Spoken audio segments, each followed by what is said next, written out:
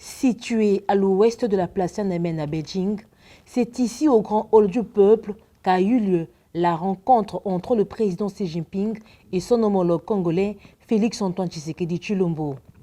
Poignée de main, le président de la République est reçu en grande pompe par le chef de l'État chinois. En prélude au sommet FOCAC 2024, le président Xi Jinping a organisé un banquet d'accueil et des événements bilatéraux pour les dirigeants des pays africains présents au FOCAC. La RDC a eu le privilège d'ouvrir ce volet diplomatique. Un moment d'échange d'une demi-heure auquel ont pris part leurs délégations restreintes respectives. Dans son mot de bienvenue, le président Xi Jinping a commencé par remercier son hôte congolais pour avoir honoré l'invitation.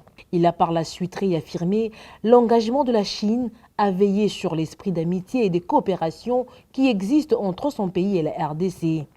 De son côté, le président Félix Tshisekedi a salué l'amitié historique des deux États basée sur le respect mutuel et la non-ingérence dans les affaires intérieures du partenaire, tout en renouvelant l'invitation à son homologue pour une visite officielle en RDC. Sur le volet diplomatique, le président Félix Tshisekedi a réaffirmé l'engagement indéfectible de la RDC envers la politique d'une seule Chine en reconnaissant que Taïwan fait partie intégrante du territoire chinois. La RDC est reconnaissante à la Chine pour son soutien continu au sein du Conseil de sécurité des Nations Unies, particulièrement pour la levée de l'embargo sur l'achat des armes. Sur le volet économique et commercial, le chef de l'État a saisi l'occasion de cette rencontre pour faire mention du rééquilibrage en 2024 du contrat mine contre infrastructure conclu par la Chine et la RDC.